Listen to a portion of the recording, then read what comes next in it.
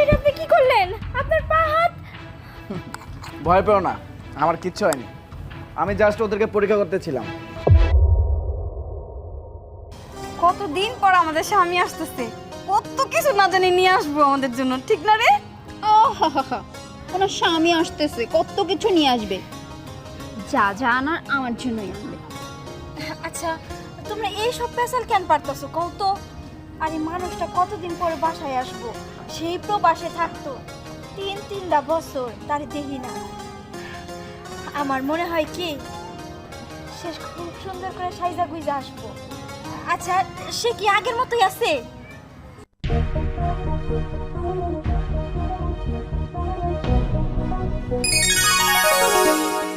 আমার মনে হয় আইসা পড়ছে, চল যাই।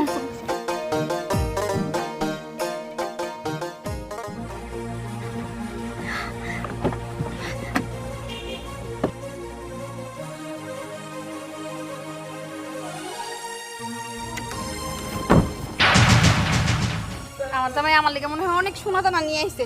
আপনার এই অবস্থা কেমনে হইলো?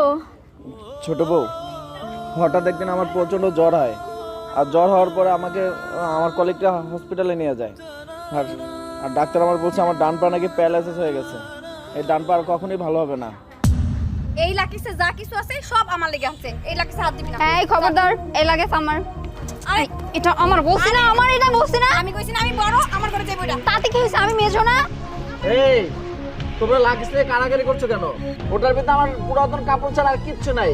তোমরা কি ভাবছো ওটার ভিতরে তোমাদের জন্য গহনা নিয়ে আসছি? কিচ্ছু নাই। এদিকে আসো তোমরা।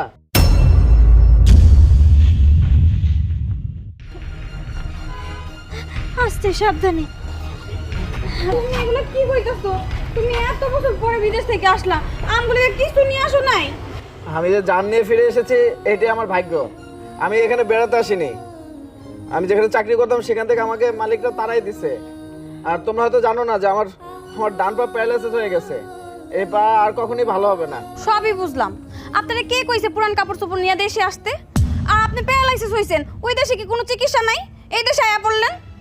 এখন আমার এই পঙ্গু স্বামীর লোকে সংসার করতে হইব। বড় আপু তো ঠিকই বলছে। এই লোকটাকে বিয়ে করে কোনো শান্তি পাইলাম না। বিদেশের থেকে মরে গেলেও শান্তি পাইতাম। কত আশা করছিলাম গয়না নিয়ে আসবে, মোবাইল নিয়ে আসবে, তা তো কিচ্ছু আনলো না। শুধু পুরান কতগুলো জামা কাপড় নিয়ে আসছে। বুবুরা, তোমরা কি শুরু করছো কও তো? একটা মানুষ বিদেশ থেকে আইছে, এই দরজার সামনে দাঁড়িয়ে তোমরা এত কথা শোনাবা তারে? আগে ভিতরে চলো, ভিতরে নিয়ে যাই। তাছাড়া